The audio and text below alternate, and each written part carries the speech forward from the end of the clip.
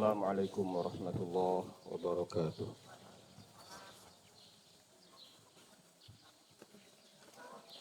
Allahu Akbar, Allahu Akbar, Allahu Akbar, Allahu Akbar, Allahu Akbar, Allahu Akbar, Allahu Akbar, Allahu Akbar, Allahu Akbar. La ilaha illallah, wallahu akbar, walillahil hamd. Allahu akbar kabira, walhamdulillahi katsira, wa subhanallahi bukratan wa asila. La ilaha illallah wahdah, sadaqa wa'dah, wa nasara 'abdah, wa a'azza jundah, wa hazama al-ahzaba wahdah. ولا نعبد إلا إياه مخلصين له الدين ولو كره الكافرون. لا إله إلا الله والله أكبر، الله أكبر ولله الحمد. الحمد لله الذي أمات وأحيا وأمرنا بالتقوى ونهانا عن اتباع الهوى. الحمد لله الذي جعل لنا عيد الفطر والأضحى. وأشهد أن لا إله إلا الله نعم الوكيل ونعم المولى. وأشهد أن سيدنا محمدا عبده ورسوله وما ينكره فقد ضل ضلالا بعيدا. وصلى الله على سيدنا وحبيبنا المصطفى محمد النبي الهدى الذي لا ينطق عن الهوى إن هو إلا وحي يوحى وعلى آله وأصحابه أهل الصدق والوفاء. اللهم اجعلنا ممن اتبعهم بإحسان إلى يوم الجزاء. أما بعد فيا عباد الله أوصيكم ونفسي بتقوى الله وطاعته لعلكم تفلحون. قال الله تعالى في القرآن الكريم: أعوذ بالله من الشيطان الرجيم. بسم الله الرحمن الرحيم. يا أيها الذين آمنوا اتقوا الله حق تقاته ولا تموتن إلا وأنتم مسلمون. وقال أيضا: إنا أعطيناك الكوثر فصل لربك وانحر إن شانئك هو الأبتر. وقال النبي صلى الله عليه وسلم: أيها الناس أفشوا السلام وأطعموا الطعام وصلوا بالليل والناس نيام تدخلون الجنة بسلام. أو كما قال رسول الله صلى الله عليه وسلم: صدق الله العظيم وصدق رسوله النبي الكريم ونحن على ذلك من الشاهدين والشاكرين والحمد لله رب العالمين.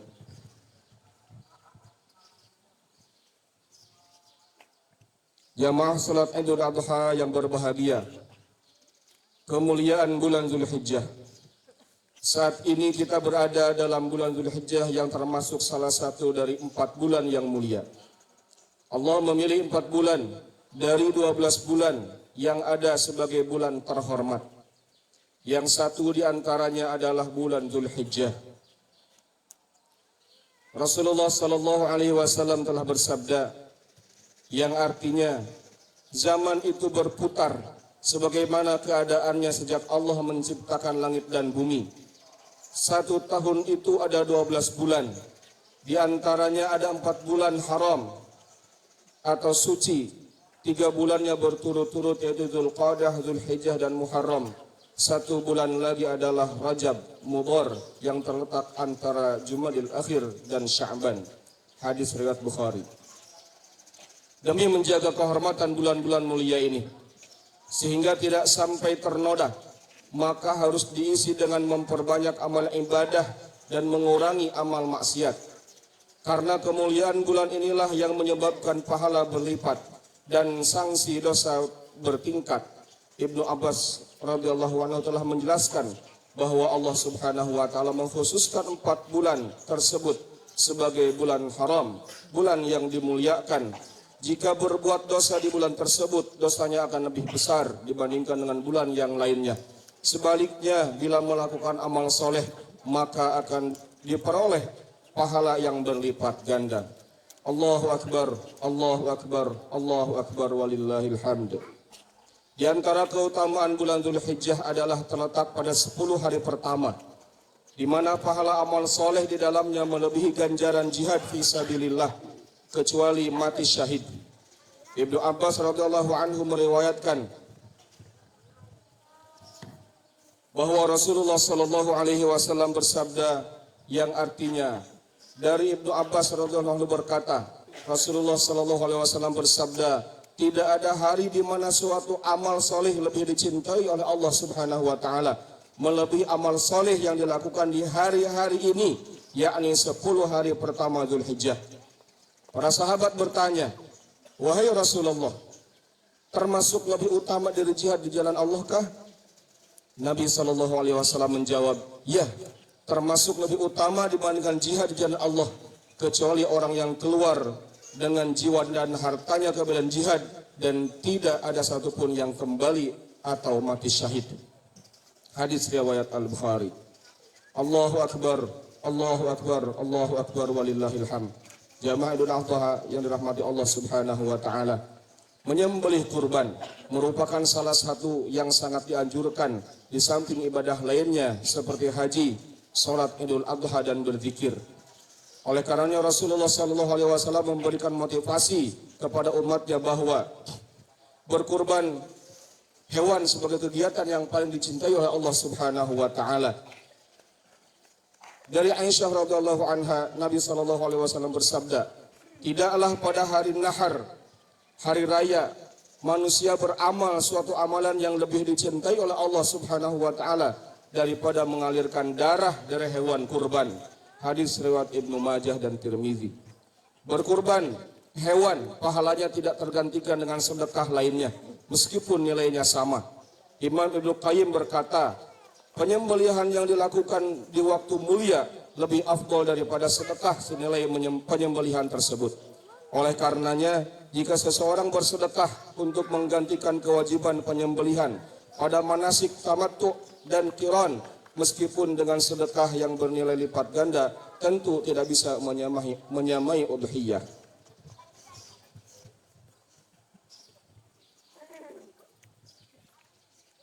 Yang kedua, berkurban hewan mendatangkan pahala yang berlimpah ruah. Banyaknya pahala berkurban sebanyak bulu dan rambut yang menempel pada kulit hewan kurban. Semakin lebat dan tebal bulu dan rambutnya tersebut, maka semakin banyak menyumbangkan pahala pemiliknya. Nabi SAW bersabda ketika ditanya oleh para sahabat, wahai Rasulullah, apakah maksud dari hewan-hewan kurban seperti ini? Beliau bersabda, ini merupakan sunnah ajaran bapak kalian Ibrahim. Mereka bertanya, wahai Rasulullah, lantas apa yang akan kami dapatkan dengannya? Beliau menjawab, setiap rambut terdapat kebaikan. Mereka berkata, bagaimana dengan bulu-bulunya wahai Rasulullah? Beliau menjawab, dari setiap rambut pada bulu-bulunya terdapat suatu kebaikan. Subhanallah. Hadis riwayat Ibnu Majah. Ancaman bagi yang mampu berkurban. Dari Abu Hurairah, Rasulullah SAW bersabda, barang siapa yang mempunyai kemampuan tetapi ia tidak berkurban, maka janganlah ia mendekati atau menghampiri sholat atau tempat sholat kami ini. Rasulullah SAW juga menyampaikan bahwa menyerukan kepada sahabat, hai manusia, sesungguhnya atas tiap-tiap penghuni rumah pada tiap-tiap tahun disunahkan berkurban. Dari penjelasan hadis di atas dapat dimengerti bahwa berkurban hanya dianjurkan bagi yang memiliki kemampuan finansial untuk berbagi kebahagiaan setiap tahun. Walaupun tahun sebelumnya sudah pernah melakukan kurban. Bahkan Rasulullah SAW mengancam bagi yang sudah mampu tapi tidak mau melaksanakannya, maka dianjurkan tidak mendatangi tempat sholat Idul Adha karena dianggap memalukan. Selayaknya bagi mereka yang mampu tidak meninggalkan berkurban, karena dengan berkurban akan lebih menenangkan hati dan melepaskan tanggungan. Allahu a'lam. Allahu akbar, Allahu akbar, Allahu akbar walillahil hamd.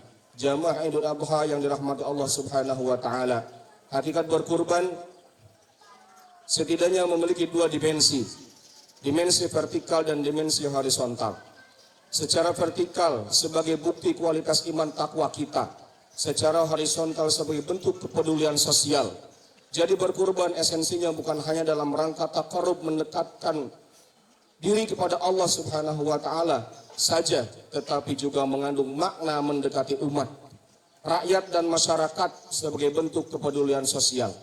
Itulah sebabnya distribusi daging kurban salah satunya kepada masyarakat lingkungan, bukan dikonsumsi sendirian. Berkurban adalah berbagi kebahagiaan kepada lingkungan.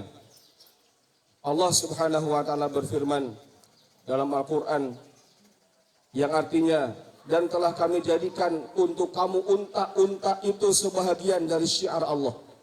Kamu memperoleh kebaikan yang banyak padanya. Maka sebutlah olehmu nama Allah ketika kamu menyembelihnya dalam keadaan berdiri dan telah terikat. Kemudian apabila telah roboh, maka makanlah sebahagiannya dan beri makanlah orang yang rela dengan apa yang ada padanya, yang tidak meminta-minta dan orang yang meminta. Orang yang tidak meminta-minta dan orang yang meminta. Demikianlah kami telah menundukkan unta-unta itu kepada kamu. Mudah-mudahan kamu bersyukur.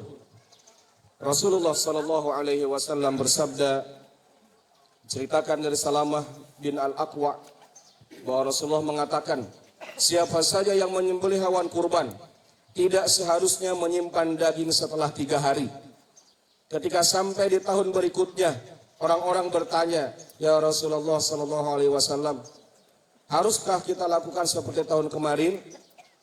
Rasulullah sallallahu alaihi wasallam berkata, makanlah, berikan pada yang membutuhkan, dan simpanlah di tahun itu untuk mereka yang mengalami kesulitan dan ingin kamu tolong. Hadis riwayat Bukhari. Dari dalil di atas menunjukkan bahwa daging kurban tidak hanya dinikmati pemiliknya saja, tetapi harus dibagikan kepada lingkungan sekitarnya, baik kepada yang merasa cukup maupun tidak. Bahkan boleh disimpan lebih dari 3 hari sebagai cadangan bantuan kepada yang membutuhkan saat terjadi musibah di masa depan. Berbagi kebahagiaan kepada kaum du'afa. Rakyat du'afa dan marginal adalah sekelompok masyarakat yang kurang beruntung secara ekonomi. Tetapi merekalah yang justru berjasa dalam menghantarkan kesuksesan dan kemenangan pihak lain. Itulah sebabnya Islam memerintahkan untuk memperhatikan nasib mereka. Allah Subhanahu wa taala berfirman, dan berikan harta yang dicintainya kepada kerabat, anak yatim, orang-orang miskin, orang-orang yang dalam perjalanan atau musafir, peminta-minta, dan untuk mendekatkan hamba sahaya, dan untuk memerdekakan hamba sahaya. Al-Baqarah 177. Rasulullah sallallahu alaihi wasallam bersabda, carilah keridhaanku dengan berbuat baik kepada orang-orang lemah, karena kalian diberi rizki dan ditolong disebabkan orang-orang lemah di antara kalian. Carilah keridhaanku dengan berbuat baik kepada orang-orang lemah, karena kalian diberi rizki dan ditolong disebabkan oleh orang-orang yang lemah di antara kalian. Hadis riwayat Abu Dawud. Oleh karena itu, jika sudah sampai puncak kesuksesan dan kemenangan, jangan sampai melupakan untuk membahagiakan mereka, sehingga pengorbanan kita selama ini bersama mereka dapat menularkan energi kebahagiaan di hati rakyat. Hal ini menegaskan, pertama, kasih sayang Allah kepada hambanya secara keseluruhan, termasuk yang lemah dan tidak berdaya, agar tetap bahagia meski hidup sengsara. Yang kedua, sebagai bukti nyata bahwa Islam adalah agama kemanusiaan dan agama yang dirahmati Allah Subhanahu wa taala atau rahmatan lil alamin. Barakallahu li wa lakum fil Qur'anil azim wa nafa'ani wa iyyakum lima fihi minal ayati wa dzikril hakim wa taqabbalallahu minna minkum tilawatahu innahu huwas samiul alim.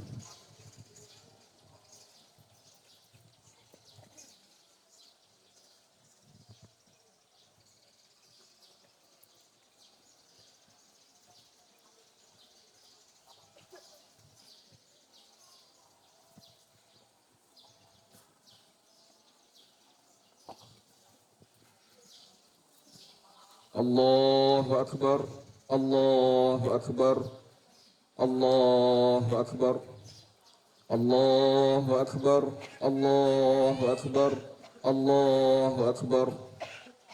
La ilaha illallah, wallahu akbar. Allahu akbar walillahil hamd. Alhamdulillahi rabbil alamin. Asyhadu an la ilaha illallah wa asyhadu anna Muhammadan abduhu wa rasuluhu.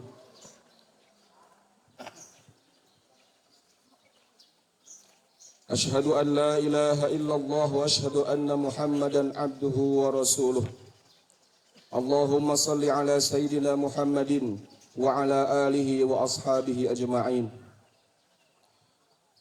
Inna Allaha wa malaikatahu yusalluna ala nabi. Ya ayyuhalladzina amanu sallu alaihi wa sallimu taslima. Allahumma ighfir lil mu'minina wal mu'minat wal muslimina wal muslimat al ahya'i minhum wal amwat. Innaka sami'un qaribun mujibud da'awat.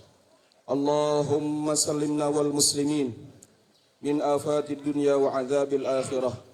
Allahumma ighfir lana wa liwalidina warhamhum kama rabbawna shighara. Allahumma inna nas'aluka al-huda wat-tuqa wal-afafa wal-ghina. Rabbana zalamna anfusana wa illam taghfir lana wa tarhamna lanakunanna minal khasirin. Allahumma taqabbal minna salatana wa siyamana wa qiyamana wa ruku'ana wa sujudana wa tilawatana wa udhiyatina wa ta'abbudana wa tamim taqsirana innaka antas sami'ul alim wa tub alaina innaka antat tawwabur rahim. Rabbana atina fid dunya hasanah wa fil akhirati hasanah wa qina adzaban nar wa adkhilna jannata ma'al abrar ya aziz ya ghaffar ya rabbal alamin. Wa sallallahu ala Sayyidina Muhammadin wa ala alihi wa sahbihi ajma'in. Subhana rabbika rabbil izzati amma yasifun wa salamun alal mursalin walhamdulillahi rabbil alamin. Assalamualaikum warahmatullahi wabarakatuh. Sallallahu ala Muhammad sallallahu alaihi